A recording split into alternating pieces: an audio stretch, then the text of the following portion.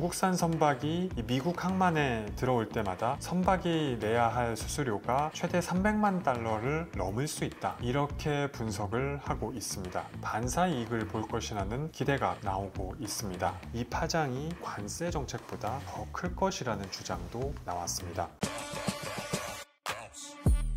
오늘은 제가 지난주 다녀온 미 무역대표부 공청회 소식을 전해드리고자 하는데요. 지난 24일 USTR이 중국 선박 수수료 부과 정책에 대한 공청회를 열었습니다. 미국 항구에 도착하는 중국산 선박 등에 최대 300만 달러, 우리 돈으로 44억 원 이상의 수수료를 매기는 정책이 핵심입니다. 당연히 중국산 선박을 찾는 사람들이 줄어들면서 또 우리 조선 그리고 해운업이 반사 이익을 볼 것이라는 기대가 국내에서는 나오고 있습니다. 일단 이 정책부터 설명을 드리면, 앞으로 중국산 선박이 미국 항만에 들어올 때마다 최대 150만 달러, 우리 돈으로 약 22억 원의 수수료를 미국 정부에 내야 합니다. 또 중국 해운사가 운항하는 선박이 미국 항만에 들어오면 최대 100만 달러, 약 14억 7천만 원의 수수료를 내야 합니다. 이 밖에 다양한 부수 조건들이 있는데, 로이터 통신은 선박이 내야 할 수수료가 최대 300만 달러를 넘을 수 있다, 이렇게 분석을 하고 있습니다. 아무리 큰 돈을 움직이는 조선 그리고 해운업이라고 해도 부담이 될 수밖에 없는 금액인데요. 그렇기 때문에 결국 이 정책이 시행이 되면 중국 선사 그리고 중국산 선박을 찾는 사람이 줄고, 그렇다면 이 한국 업체를 찾는 목소리가 높아질 것이다, 이런 기대감이 나오고 있는 상황입니다. 그렇다면 미국은 이런 정책을 왜 도입하느냐, 이런 궁금증이 생기는데, 2차 세계대전 직후까지 세계 바다를 주름잡았던 미국이지만 지난 수십 년간 이 조선 해운업 그리고 해군력은 급격히 쇠퇴했습니다. 1990년대 초반 냉전 체제가 붕괴하고 미국이 세계 최강대국 지위를 굳히면서 다소 방심한 측면도 없지 않아 보이는데요. 반면 중국은 급격하게 치고 올라왔습니다. 그러다 보니 미국이 몇 년 전부터 자체적으로 전쟁 시뮬레이션을 해보니까 중국의 해군력에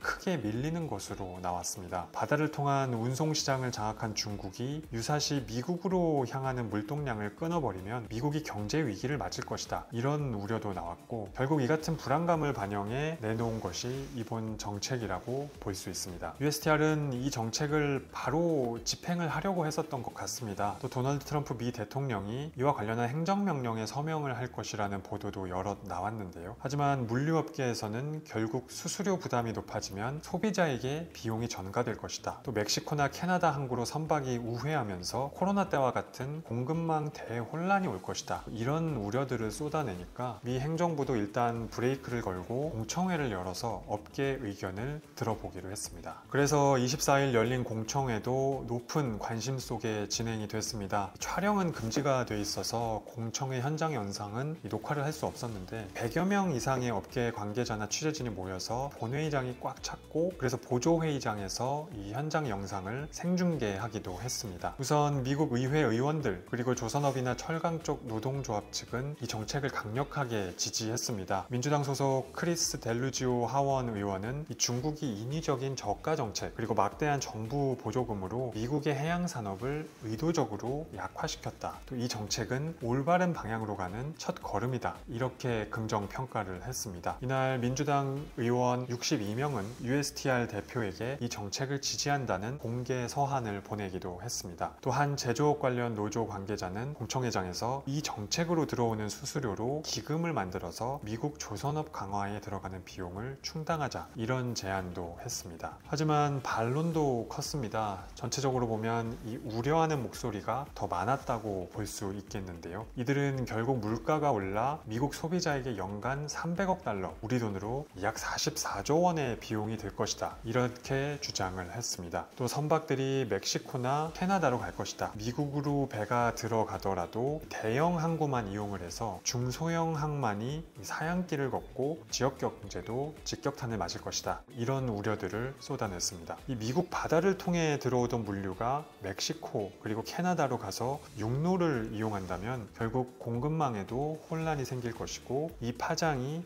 현재 논란이 많은 관세 정책보다 더 클 것이라는 주장도 나왔습니다. 또 물품 운송이 지연이 되고 생필품 부족 현상도 벌어지면서 코로나 초기에 경험했던 공급망 혼란이 더 커질 것이다. 이런 우려도 제기가 됐습니다. 관심은 이 미국 정부가 이 같은 우려 속에서도 정책을 강행할 것인가 인데요. 일정 기간 유예를 두거나 단기적으로 실시하며 시장 영향을 최소화하면서라도 이 정책을 시행할 가능성이 높다. 이런 관측이 조심스럽게 제기되고 있습니다. 트럼프 행정부 출범 이후 행동을 보면 이 철강, 알루미늄에 대해 예외 없이 25%의 관세를 부과했습니다. 트럼프 대통령은 자동차에 대한 관세도 강행을 했습니다. 미국 제조업의 부활을 위해서 꼭 필요한 정책은 여러 비단이 있더라도 밀어붙이는 것이 이 트럼프 행정부의 특징이라고 볼 수 있는데요. 똑같이 조선업, 해군력 부활에 대한 트럼프 대통령이나 미국 정치권의 의지도 상당히 강한 상황입니다. USTR은 4월 2일까지 추가 의견을 접수한 후 최종 결정을 내릴 것으로 보입니다.